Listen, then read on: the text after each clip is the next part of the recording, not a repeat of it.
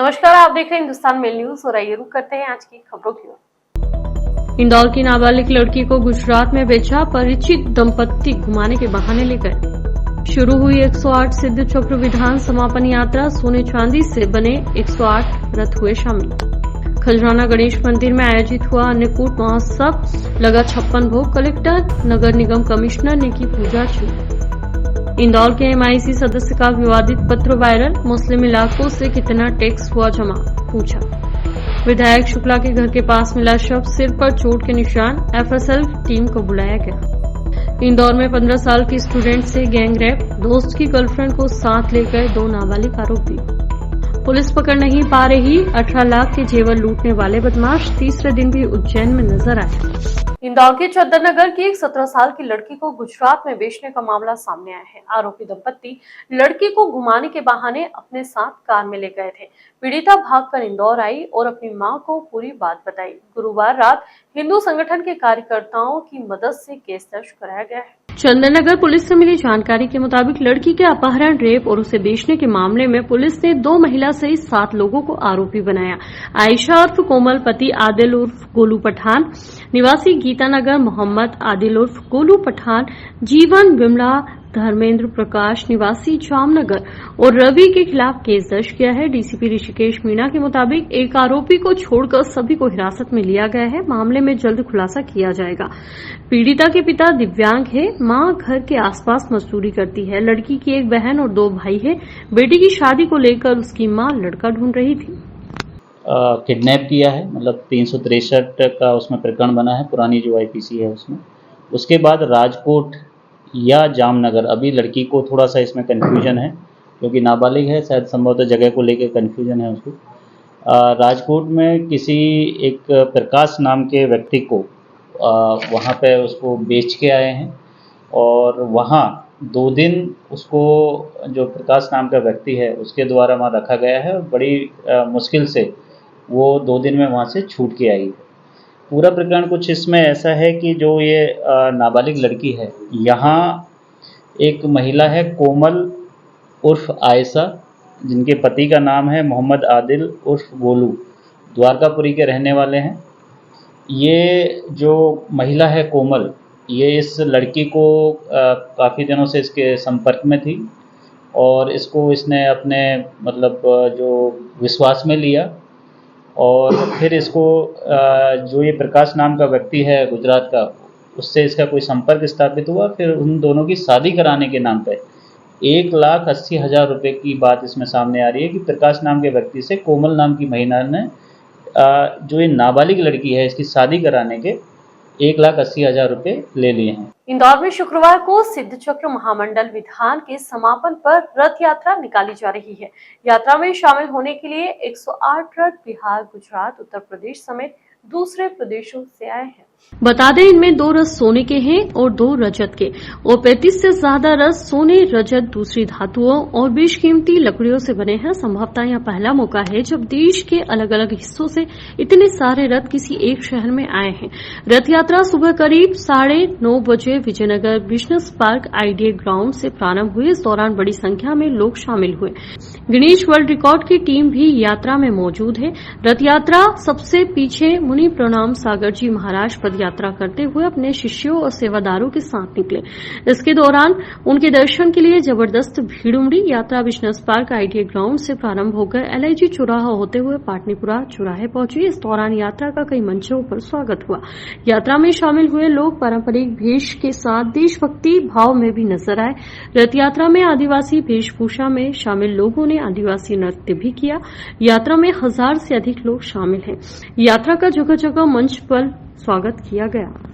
इंदौर के प्रसिद्ध श्री खजराना गणेश मंदिर में आज अन्नकूट महोत्सव आयोजित किया गया। इसके तहत भगवान गणेश जी को 56 भोग लगाए गए, अभिषेक और पूजन किया गया। मंदिर प्रबंध समिति के अध्यक्ष कलेक्टर आशीष सिंह ने पत्नी कथा सिंह के साथ और नगर निगम आयुक्त और मंदिर प्रशासक शिवम वर्मा ने विशेष पूजा अर्चना एवं आरती की। बता दें, मंदिर के पुजारी जयदेव भट्ट, अशोक भट्ट, धर्मेंद्र भट्ट, पुनीत भट्ट आदि ने पूजा अर्चना करवाई। इस मौके पर कलेक्टर आशीष सिंह ने मंदिर प्रबंध समिति द्वारा 320 प्रति किलो दर पर प्रसाद के लिए आकर्षक पैकिंग में लड्डू विक्रय का शुभारंभ किया। इस मौके पर बड़ी संख्या में भक्त मौजूद थे।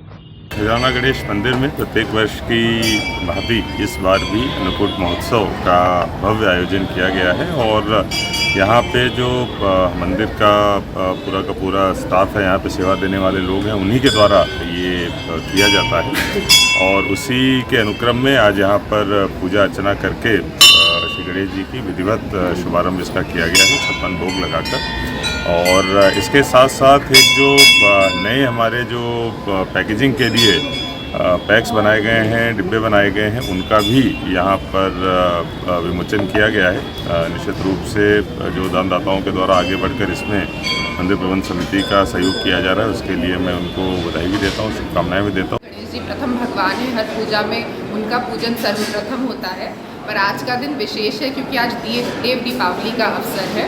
आज के दिन आप सबको पता है कि त्रिपुरासुर से शिवजी ने युद्ध किया था और जब युद्ध में जीत गए थे तो सारे देवी देवताओं ने दीपावली मनाई थी, उनका धन्यवाद दिया था। तो आज विजय है, सत्य की विजय है, अच्छाइयों की, और आज बहुत अच्छा दिन है। और आज के दिन गणपति जी की पूजा की है, उनको अन्नकूट चढ़ाया है और यहाँ पे जो लड्डू प्रसादी दिया जाता है उनके डब्बों का वो हुआ है, विमोचन हुआ है। उनके लिए भक्त निवास और एक बड़ा सत्संग हॉल ये बनाने का प्रस्ताव दिया गया था, जिसके तहत सूठीबाई पारमार्थिक ट्रस्ट के बल्लू अग्रवाल छापछरिया जी ने अपने माता पिता और पत्नी की स्मृति में कुसुम देवी अन्न क्षेत्र, माता जी की स्मृति में सूठीबाई सत्संग भवन, पिताजी दौलत राम छापछरिया जी की स्मृति में भक्त निवास का निर्माण कार्य पूर्ण करके इसका जो लोकार्पण समारोह है 21 तारीख को शाम 5 बजे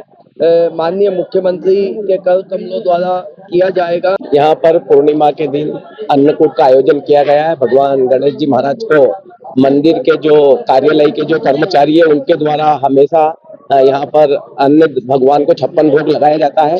आज मंदिर प्रबंध समिति के अध्यक्ष कलेक्टर आशीष सिंह जी और निगम आयुक्त शिवम वर्मा जी द्वारा सपरिवार यहाँ पर भगवान को 56 भोग लगाया गया। और यह जो अन्नकूट का आयोजन है, ये अन्य क्षेत्र में आज यहाँ भोजन प्रसादी लगभग 4 से 5 हजार श्रद्धालु भोजन प्रसादी ग्रहण करेंगे। और आज दीपदान का भी विशेष महत्व है। आज इंदौर में आपराधिक वारदात और चोरी की बढ़ती वारदातों को लेकर पुलिस द्वारा संयुक्त रूप से पाकडांडा में अभियान चलाया गया, जिसमें 3 बदमाशों को गिरफ्तार किया, तो वहीं उनके पास से चोरी के 10 वाहन भी बरामद किए गए। देर रात को चली कार्यवाही में जोन 1 के 3 थाने, थाना तेजाजी नगर, थाना राजेंद्र नगर और थाना राउ, इनके थाना प्रभारियों के द्वारा 3 अलग अलग टीम बना करके और अपने क्षेत्र के फरारी स्थायी वारंटी तथा जो संपत्ति संबंधी अपराधी हैं, जिनका लोकेशन धार जिले के बागटांडा और उसके आसपास के इलाके में है, उसको देखते हुए वहां पर दबिश दी गई। और जो संदिग्ध थे और हमारे पास जो लिस्ट थी, करीब 55 लोगों की लिस्ट थी इन 3 थाना क्षेत्र के जो बदमाश थे जिन्होंने यहाँ पर अपराध करे और जिनके वारंट थे, उन लिस्ट के हिसाब से करीब 20 के करीब गांव में इनके घरों को पुलिस के द्वारा चेक किया गया। और ये जो कार्यवाही है, ये रात भर कार्यवाही चली है। इंदौर के वार्ड 64 के भाजपा पार्षद मनीष मामा का एक विवादित पत्र वायरल हो रहा है। यह पत्र उन्होंने निगम आयुक्त को लिखा है।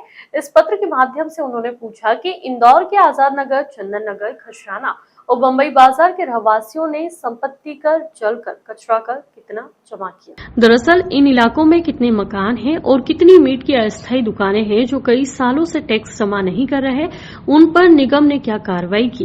पार्षद शर्मा ने इन इलाकों में अवैध नल कनेक्शन की भी जानकारी मांगी है। शर्मा ने निगम आयुक्त को पत्र लिखकर सभी मामलों में 7 दिन में जानकारी मांगी है। दरअसल शर्मा ने जिन इलाकों की जानकारी मांगी है वह मुस्लिम बाहुल्य इलाके हैं। इसके चलते राजनीति भी शुरू हो गई। पार्षद और एमआईसी सदस्य मनीष शर्मा के एक पत्र के बाद कांग्रेस ने मैदान संभाल लिया। मध्य प्रदेश कांग्रेस के प्रवक्ता डॉक्टर अमीनुल खान नूरी ने शर्मा के पत्र को लेकर ट्विटर पर आपत्ति जताई। उन्होंने लिखा, शहर के अंदर मंत्री, महापौर और विधायक पुत्र के बीच चल रही प्रतिस्पर्धा में एमआईसी सदस्य की भी एंट्री हो गई। इंदौर के बाणगंगा में शुक्रवार सुबह एक दुकान के बाहर युवक का शव पड़ा मिला। उसके सिर से खून निकल रहा था। सूचना के बाद पुलिस मौके पर पहुंची। एफएसएल की टीम को बुलाया गया। पुलिस मामले में मृतक की शिनाख्त करने में जुटी हुई है। बता दें, टीआई सियाराम गुर्जर के मुताबिक घटना विधायक गोलू शुक्ला के घर के पास की है। यहां शुक्रवार को लोगों ने एक दुकान के बाहर युवक का शव पड़ा देखा, जिसके सिर पर चोट के निशान थे। टीआई के मुताबिक शव को पोस्टमार्टम के लिए अरविंदो अस्पताल भेजा जाएगा। आसपास के लोगों ने रात में युवक को वहीं घूमते हुए देखा था। फिलहाल पुलिस पोस्टमार्टम रिपोर्ट के बाद ही आसपास के सीसीटीवी कैमरों से घटना की जानकारी जुटाने में लगी है। इंदौर में 15 साल के स्कूली छात्रा के साथ गैंगरेप का मामला सामने आया है। 2 नाबालिग आरोपी अपने दोस्त की गर्लफ्रेंड को बहलाकर साथ ले गए। एक रूम में ले जाकर उसके हाथ पैर बांध दिए। उसके बाद आरोपियों ने उसके साथ रेप किया।